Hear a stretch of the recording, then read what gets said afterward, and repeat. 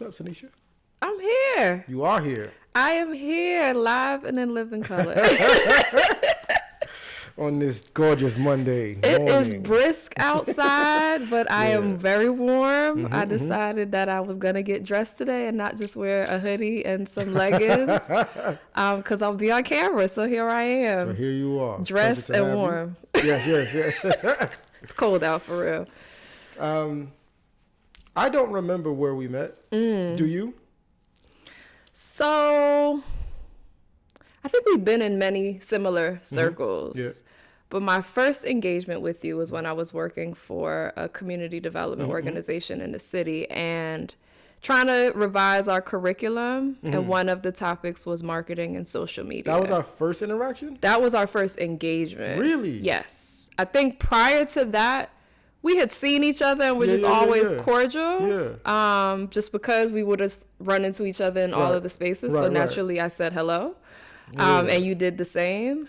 But I think our first official engagement was when I was with that organization and you came in and you facilitated the session for some resident leaders. And the magic was just born. That was fun. I loved it. Yeah. Thank you so much for that. On the record. So I have what I think your reputation is. I'm curious to know what your reputation is from your point of view. I'd be curious to hear what yours is. My reputation of myself. So I think I am a person that sticks true to their word. I can appreciate chaos, but I can also appreciate order. I love and value authenticity. I think it's really important to see the beauty and power in other people, despite on what their exterior appearance or maybe track record looks like. Don't make assumptions about people. I just try to find the beauty in all of that. And I think it's just really important to practice reciprocity. Like I believe in this. If I'm doing for you, you give back to me. It's not transactional, but it's like an organic approach to the return. Yeah, it's like when you're mixing, you ever see like people mixing liquids or drinks or whatever, just pour, instead of stirring it, or they just pour back and forth, glass to glass. Yeah. But I also just have zero patience for nonsense. Yep.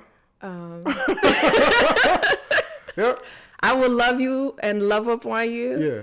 But don't get on my reserve nerve or vex my spirit. Because if you do vex my spirit, I'm not going to come with the wrath.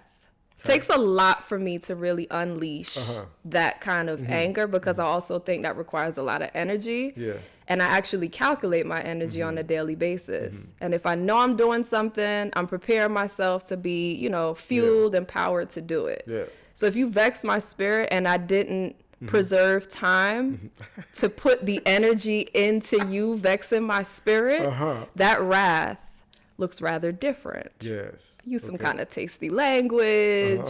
My ears get very hot. You feel the temperature rising from your feet all the way up your body kind of thing. But it really does take a lot for me to get there. Generally, that happens when someone does something to my family or someone that I really love or just someone that doesn't deserve that kind of behavior, and I tend to react.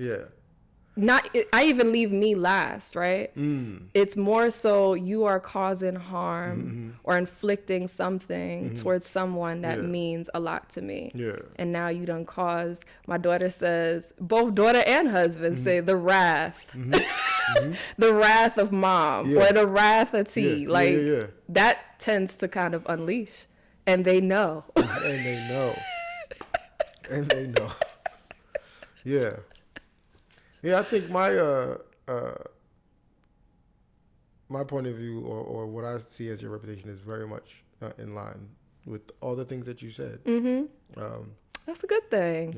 Yeah, I think you also have a reputation for being somebody who expands a thing. Yes. Whether it's like in the work that you're doing or for a particular person or for an initiative, and not just of the people that you love and care about, but like if you believe in a thing, you give energy to it. Definitely. You give positive energy to it. Yeah. and you absolutely take no shit. you take no resemblance of shit. Like not even a stench of it. Yeah. I'll leave it at that. Yeah. But I know decorum. Yes. Right? Absolutely. And I think I can handle the shit if I don't take it with a little bit of style and grace. Yeah. It's strategic, right? Because I'm going to give that person or entity or whatever the benefit of the doubt and just say, I'm going to preface it with they don't know any better. Yeah. Right? So I'm going to give them an opportunity to redeem because maybe they just don't know. Right. So here's an opportunity for you to learn. Yeah. You can do it once. You may try it twice, but don't let it happen a third time because the third time is not going to be quite pleasant. The pleasantries I give you in time 1 and time 2 ain't the pleasantries in time 3. Got you. That's when Tenisha come out. Right? Yeah. Or when Tenisha come out. Yeah. Tenisha, we're born, yes, sir. But spend a lot of time in Jamaica, in Westmoreland, and, some roads that she needed to defend oneself. That the time there is a different story. Yeah. So we don't want time 3 to creep up on us. Right. Yes, indeed. Yeah. Just saying. Have you had any like recent new interests or new experiences? Definitely. Yeah. Tell me about those. Yeah. So the one that's probably most identifiable for you and maybe others who kind of follow me on socials are my activity and love for hiking and just being outdoors. I've always loved the outdoors. But what COVID and pandemic shutdown created was an opportunity for me to revisit an activity in a space that I used to do, but just not with great frequency. It's my therapy. Like, it is my outlet. It is my time to unplug and remove myself from the busyness because I'm generally doing a thing, whether it's mothering, whether it's wifing, whether it's working, whether it's neighboring, whatever, I'm doing a thing. And it is my time to just pause from all of those things of which I'm given of myself and make time for me. So I can be lost in the woods for hours and don't feel any kind of way about it because I will find my way out. Hiking is, it's one of those things that you do have to use critical thinking skills. You have to be attentive. You have to be alert. So you do kind of tap into some of that. Where do you step? How do you walk? Are you following the trail? Are you paying attention to what's out there? People, bears, lions, whatever, right? Like, you got to be attentive. But it is so serene and peaceful. And it is not a hustle and a bustle. It is just green, vegetation, flourishing. There's falls, there's name it. I can do it for hours. So I committed and dedicated my Sunday mornings to doing just that. So every Sunday morning? Just about. Yeah, you get outside. Just about. Just about. Sometimes with groups, sometimes independently. I actually enjoy independent hiking. And I usually go on trails that I know very well. Should, things can happen, right? Slips, falls, get lost, really lost. Although I'm not like hyperventilating if I'm lost. I'm good. I'll figure it out. It prompts you to use things like maps, right? We don't use basic things to navigate life anymore. We rely on devices, and those devices don't work in the wilderness. So here we are, piece of paper, compass, like you playing back your own memory, even like, did I walk past this tree? All the damn trees look the same. So you have to figure it out. So there's that critical thinking, tapping into how you solve a problem in that. What may, be a problem for others is not necessarily a problem for me, but you got to figure it out. It makes me think about how there are, how the willingness to trust yourself in times of uncertainty like trust your decision making abilities. Absolutely. Even if you are wrong. Yeah. The trust that like ultimately you will be right. Mm-hmm. You know what I mean? Mm-hmm. And or whatever area you're wrong won't be devastating. You know, and then also trust. Like I started listening to this meditation, and it's like a affirmation meditation. You know? Right. So after the first time I listened to it, I kind of processed or like summarize it in my head really quickly, and it was like, overall the message is, I'm good for me, I'm good for the world, and the world is good for me. Mm-hmm. You know, and I love that. Like walking in that consciousness, you know what I mean? It's like, all right, you can be genuinely optimistic in small areas and in large areas, and uncertainty and certainty, as things change, as things become new and unfamiliar and whatnot. It's like you don't feel like a perpetual victim of life, right, or afterthought of life. Like you feel like a positive contributor to overall goodness that is also pouring back into you. Right. Regardless of size of your contribution. Yeah. Right. Yeah. Like I'm on the team. I wear the jersey. This is like, yeah. You know what I mean? Yeah. It's official. You know? If only others would think about those things when they rise in the morning, right? So it's like, that's powerful. Yeah. It's like,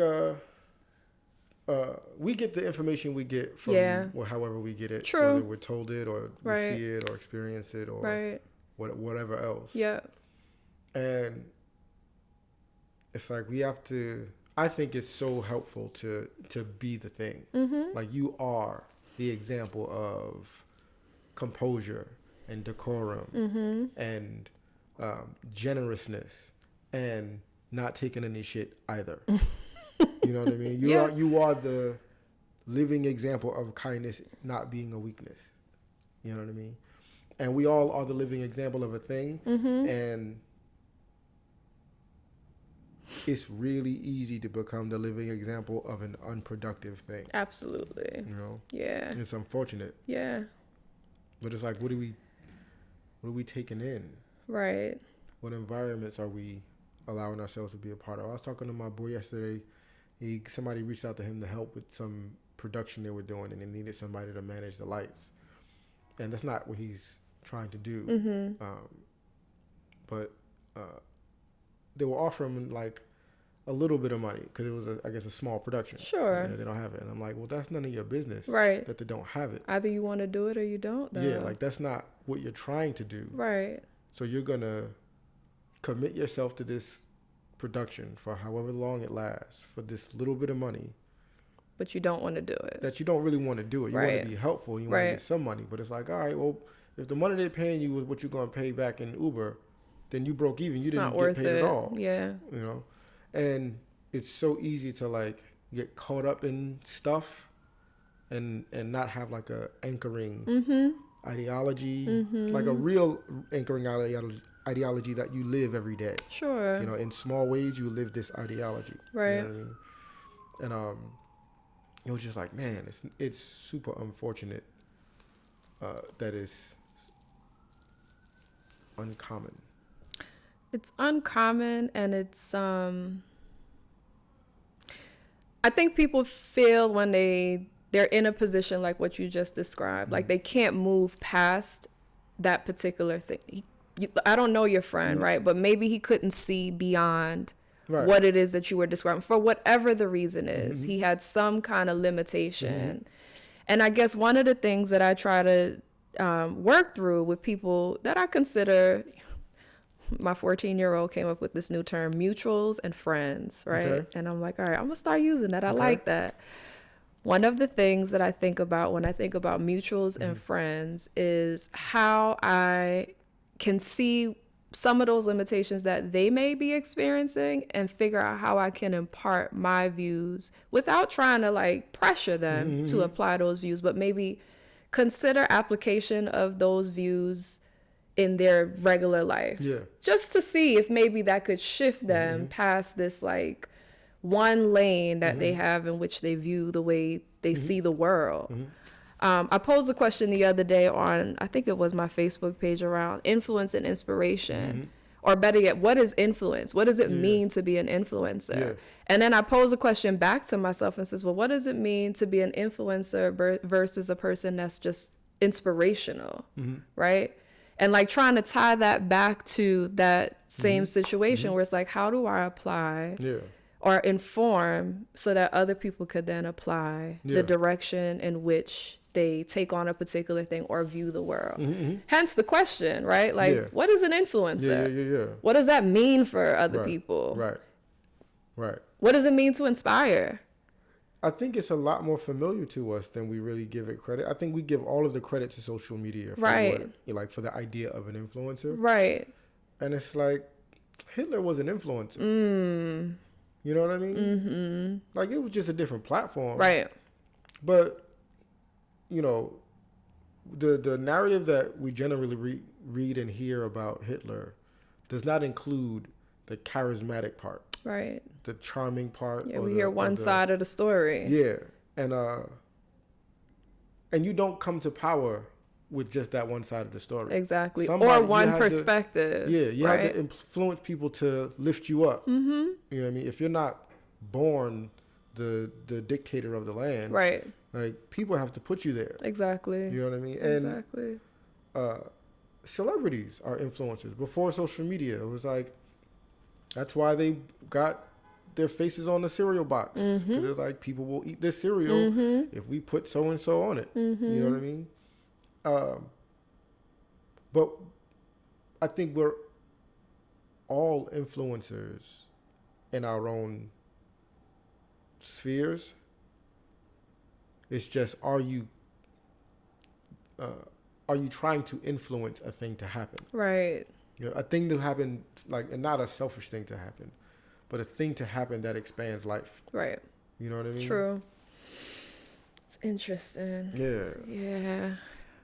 Yeah, I got into meditating recently and yoga recently. And it's been really, really enjoyable. Yeah. Like, really enjoyable. What prompted you to just develop a regular practice? For meditation, it was, I had started to listen to more like, you know, motivational talks on YouTube and like different people's speeches, whether they be a speaker or just somebody with a interesting perspective and background.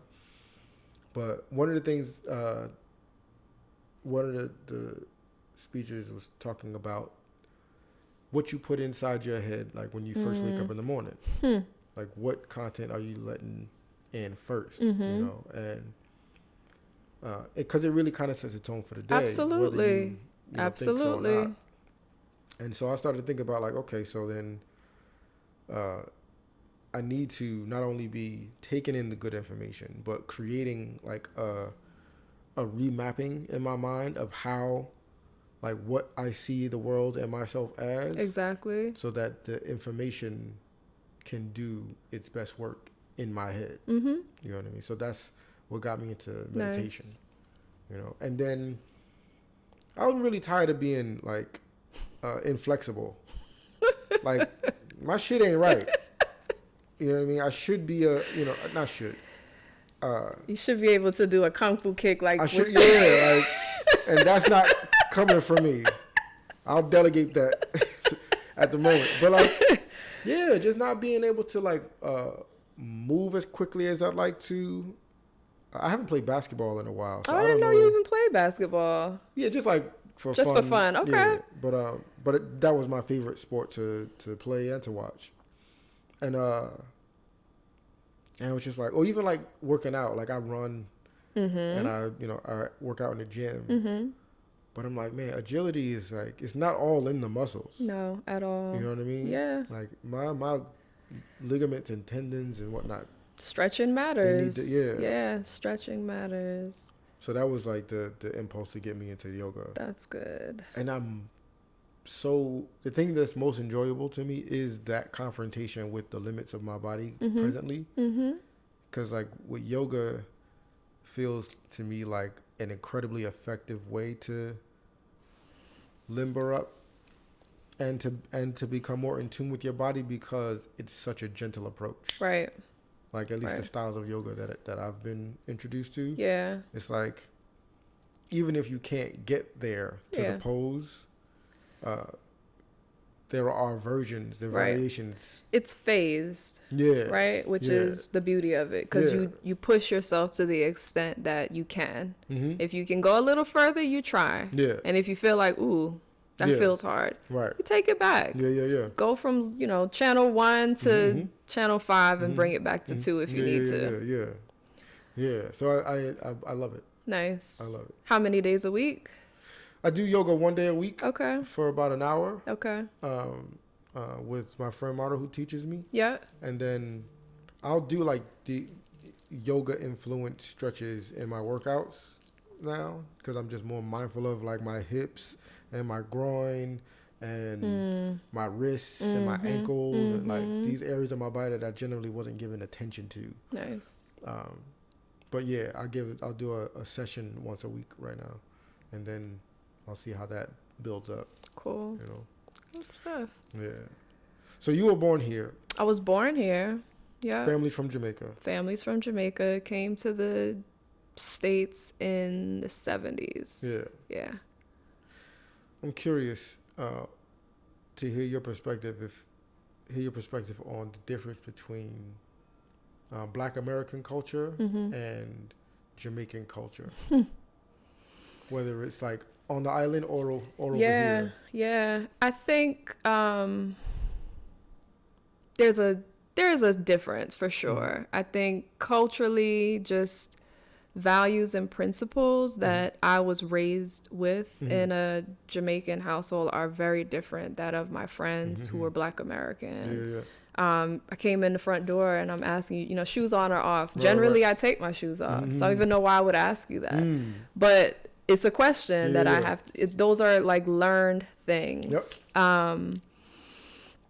Principles around just greeting people. Something as simple as like you pass someone on the street, you say morning, you say evening, you acknowledge that person. It's not a Black American thing. Sometimes they feel like I don't have to feel like I have to say hello to you. I don't feel like I'm having a bad day or whatever the case is. It's just mannerisms, I think, in general. So that was always something for me that I didn't quite understand as a child. And it's as I got older, I was like, oh, that's how you Black Americans operate. That's something that you're taught. Like, here's what I was taught. Let me give you a lens or a view into my culture. And then I think there's an appreciation that comes out of that because it's not something that some Black American people are just they're not used to it. They've never been exposed to it. It's never been enforced, whether in their home or in their workplace or whatever it is. And it has a lot to do with, I don't know, I think it's like a privilege thing. Yeah. Right? Like a Southern Black American culture. Different. Has it. I agree completely with you. Like Northern Black American culture doesn't exist as prevalently. Not at all. Not at all. And I don't know about the West Coast, but I don't imagine that it does. Right. But like, there is something about coming from an environment of like usness, like for lack of a better word, village mentality and environment. Whereas, especially here in the North, Black people were pushed together to live together and then immediately created dividers of, we together, but you... Yeah, you're different. You go over there, right. Yeah, you know what I mean? And it's like, we were all pushed here. Right. So now we're going to argue over blocks, which is like absurd. I agree. Total different experience, right? Yeah. I remember, like, it's interesting because, there's certain things that, like you said, when you first encounter it, it comes off as rude. Totally. Right? And then you learn the culture.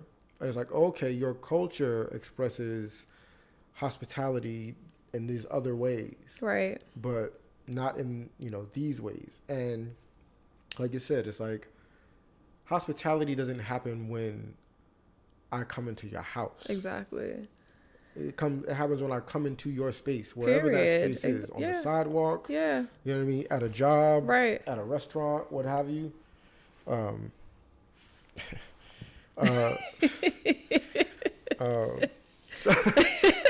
was one of those.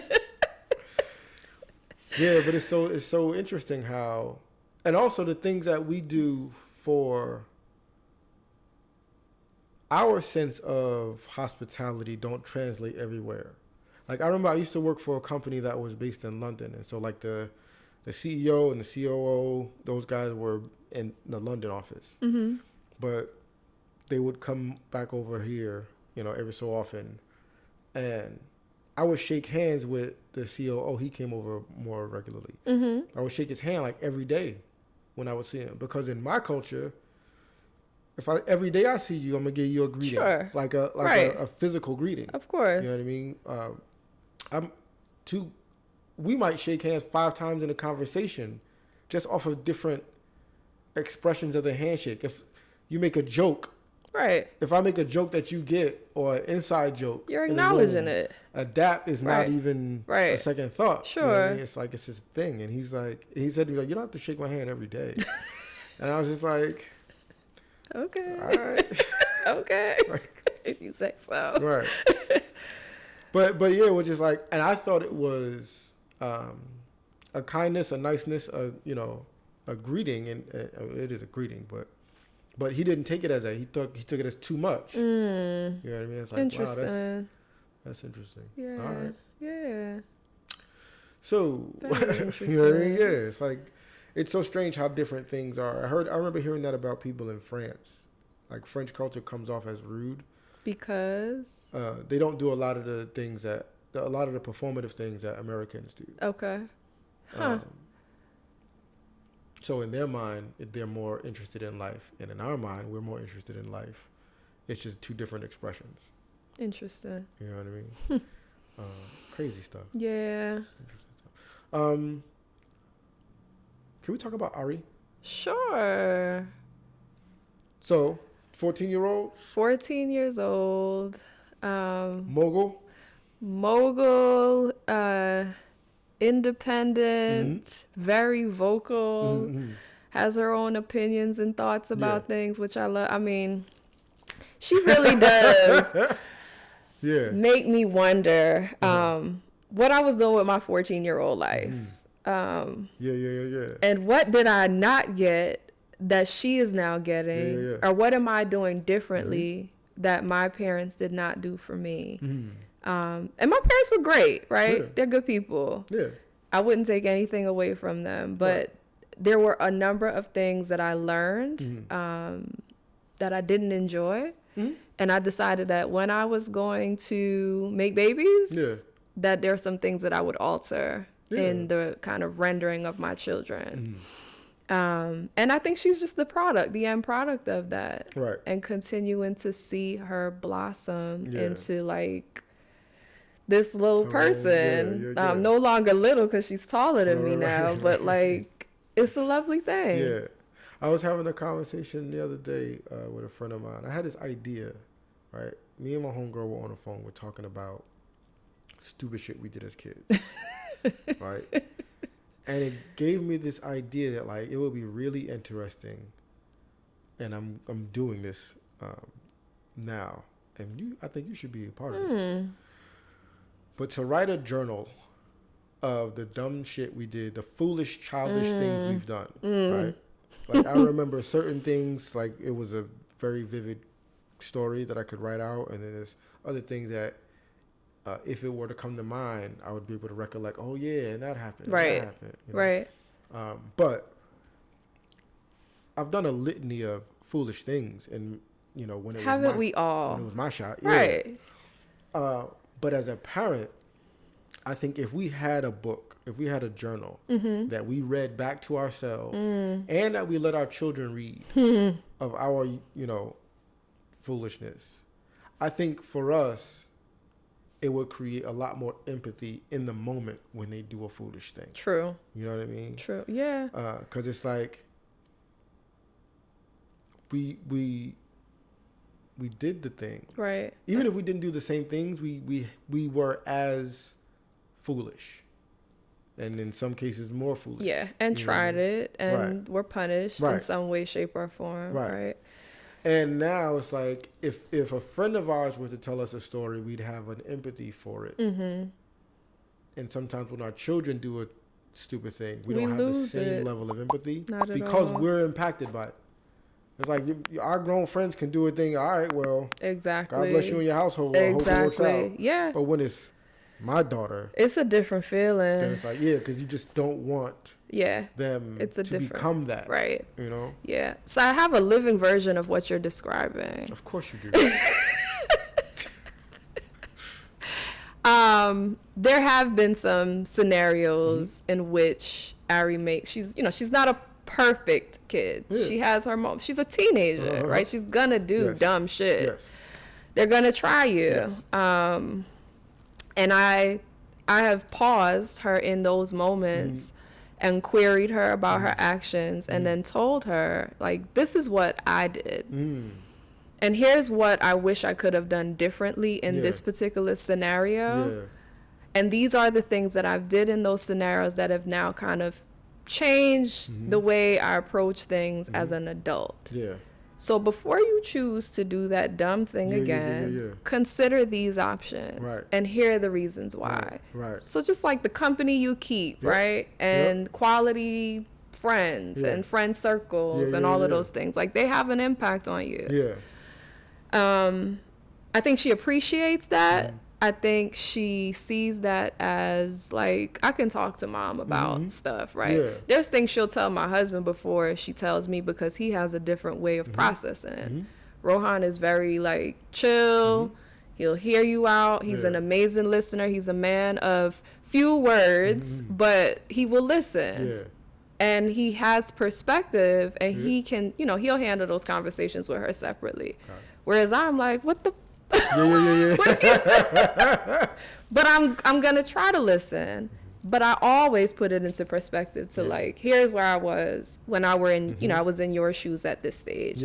Been there, done that. Like I know. And I'm intentionally setting this relationship up so that you feel comfortable enough to come and talk to me if this is something that you are considering partaking in or engaging in. Like let's have a conversation about that. I think the authoritarian aspect of parenthood is like it encourages people to disconnect from that, you know what I mean, from that humanity. Like that's a humanization that is required to empathize with somebody in a position that you're not currently in. Like I'm not a teenager anymore. Exactly. But I know, what a teenager feels like. Or I know what I felt like as a teenager, what I did, how I thought, what I was afraid of, however my self-confidence and ego were inflated for whatever things. Like, I know, but it's like there's such a conditioning to become authoritarian first as a parent. It's our nature. I mean? It's like shepherd. It's only in the idealist scenarios. I don't know where we get that from though. I think it's innate. Like and it happens arbitrarily. It's not. We don't premeditate it. Like I feel like it just happens. I think it's both. You think? Especially for like people through the diaspora, in the Americas.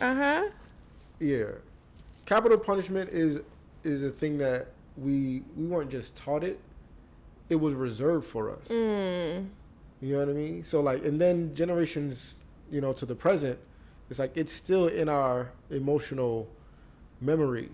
You know what I mean? So, like, when a black parent says that they discipline their children so that the police don't have to, that comes from a plantation mentality. Of, if the overseer saw you, he would immediately lash out in whatever way he saw fit. So I'm going to prevent that. Yeah. And we don't see it elsewhere. Very true. You know what I mean? So like that mentality and how forcibly it's just passed generation after generation. Right. Like, that's where that comes from. Right. You know. We like they just also we're living in a different time. Totally different time. Like our parents raised us. I don't believe in the idea that my parents did the best they could with what they had. My parents did what they did. You know what I mean? It's not even a matter of trying to create a silver lining. Like I am blessed. I am alive. I am well. I have a sense of humor. Past that, everything else is icing. You know what I mean? So my parents were raising me most likely for 1970. Okay. Right? Yeah. They weren't even raising me for the time that I lived in. They were raising me for a certain time period, like before. And nowadays, people are pretty much raising their kids for 2000. They're trying to get kids into tech jobs or college and it's like kids are saying what is happening right now and parents are saying, yeah, but that ain't really it. What's really it is. Yeah. And it's like, well, no, that was it. Right. And 20 it's years changed. ago, it's not that anymore. You have to adjust. Yeah. Yeah. So like I think there's also that factor. Like we're also all raising our children for a time other than when our parents were raising us for. Very true. It brings me back to a conversation I had most recently with my grandmother, who was born in the 40s. Okay. So gives you a time frame of like when she was growing up, but also growing up in Jamaica, which is very different. And her experience was different. She was a privileged young girl. She was taken from the rural part of St. Mary, Jamaica, and was sent to live with her aunt in Kingston, which is the town area. And my aunt was a very established businesswoman. I have nothing but admiration and respect for her, but I really do think my aunt was my great aunt. She was a floozy. Okay. Like established businesswoman built on her flooziness. Gotcha. Okay. Right? Yep. So in addition to that, she established and created her own atmosphere. Yeah. Her home was elaborate. She had housekeepers, she had a cook, she had a landscaper, which is very peculiar for a woman, single woman in Jamaica in that time period.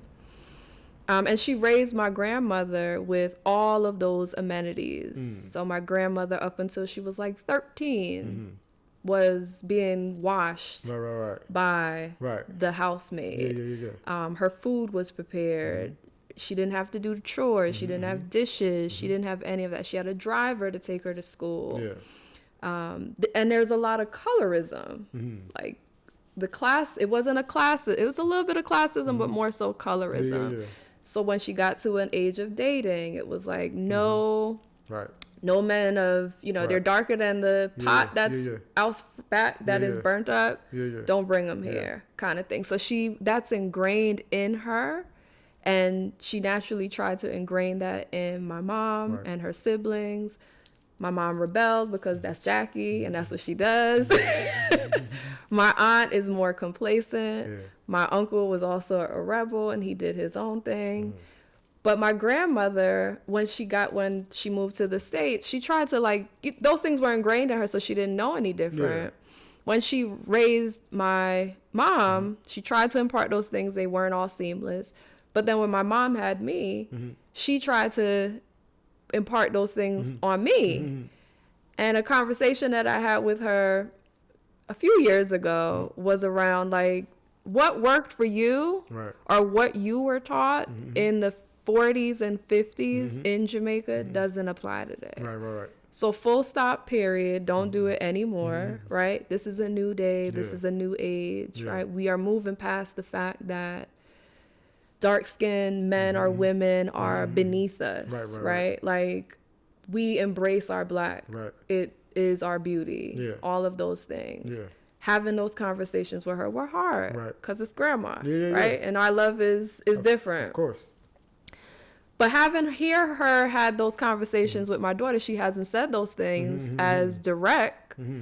But my child is my child, and she has an opinion. And she has said things to her like, Nana, I think you're a racist. It's just like, what? How am I a racist? And she goes into it with her, and she is explaining to her why her ideologies are antiquated and can be hurtful. She's now 77, and she's hearing it, and it's hard for her to process. But it's also hard for her words exactly, to like undo what she's been taught, because it's all she's known all her life. Absolutely. She married the man she married. She loved my grandfather, but she also married him because he was probably as yellow as the chair you're sitting in, and was a man of some kind of dignity because he was in the Jamaican Defense Force, right? So he was always in uniform, and he had, you know, affinities to him that made him a man of validation. It's all she knew. So it's interesting to have conversations with her and even women, and I call them the Golden Girls, right? She has like 3 close friends. Occasionally I'll take them out to lunch, or like I'll run them to the mall or whatever, or I'll do errands for them.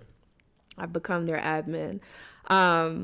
They all talk the same kind of language, and it is so interesting because the undoing of it is the hardest part, but it's like, these are the ways in which one operated and couldn't see beyond those things.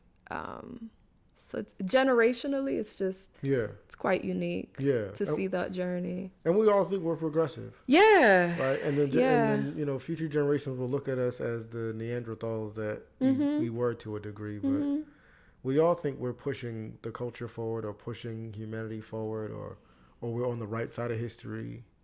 And then you don't realize that, like, there is no such thing as the right side of history. Sure. You know what I mean? Because even the people who were quote unquote right in the end, even them, they're only right for, you know, a temporary amount of time. You know what I mean? Like, it was right to do a thing at a time. Right. That thing isn't right for history. Right. It was right for that moment. Right. You know? We've moved past that. Yeah. Oh, yeah. I'm telling you. Yeah. I think it's so fascinating how burdened we can be with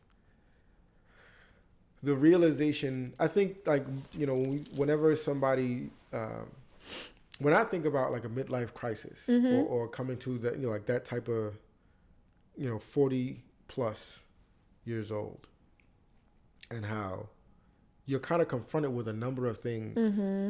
And it seems like almost all at one time. Like, you're confronted with, I'm no longer becoming an adult. I am like, the this adult. Is it now. Yeah. You know what I mean? Like, I might have thought I was an adult. And granted, when I'm 60, I'll look at 40 differently. But there is nothing about being 40 that is afforded the softness of youth and the patience. Like, I have to have it together now. You know what I mean? And most of us don't have it together now. Like, not in a way that our lives are self-perpetuated. We're still trying to pull pieces together and make things work so that, you know, we don't have to keep doing this, but we're still doing it now. Sure. You know what I mean? Sure. But we overthink it though sometimes. Oh yeah.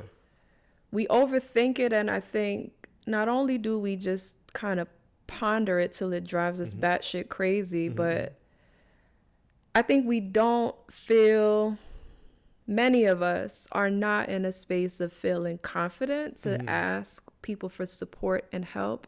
Asking for help is a hard thing. For some. Yeah. I don't have that issue, right? I know what I know, and I don't know what I don't know. And if I need help, I'm going to ask for it. But I think people struggle with finding, like, what are these things that they're grasping at? And a lot of it has to do with that inability to just want to extend and ask for support. Support looks different in a lot of different ways. You don't look needy. You don't look weak. You know, stop thinking the negative. Asking for help is not a taboo. Like, it's cool. I don't know something. how do I get to it so that I don't feel like a dummy or like useless or unproductive? Like, ask somebody who knows. I know some shit, you know some shit, right? Like, just ask the damn question. Yeah. It makes your life so much easier. Yeah, agreed. And takes that weight off of you. Agreed. The collective brilliance and co-ideation of people is what supports progression. Like, you just say stuff like that? You really just say stuff like that? On a Monday. And then continue talking like you ain't just say that? On a Monday, yeah. All right. Oh, God. Yeah. But yeah, I mean, absolutely.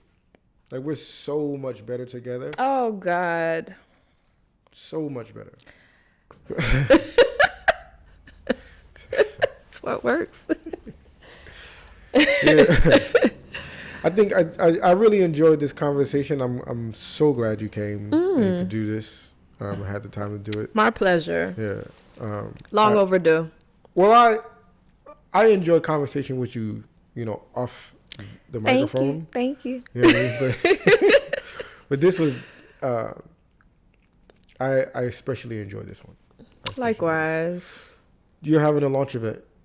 Yes. Yeah. So I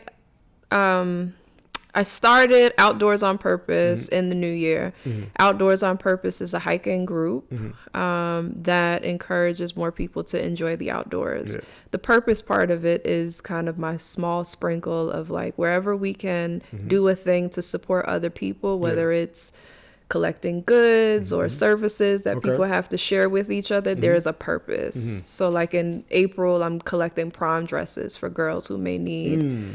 Girls and boys, actually, right? Who need dresses for prom and maybe don't have easy access to dresses.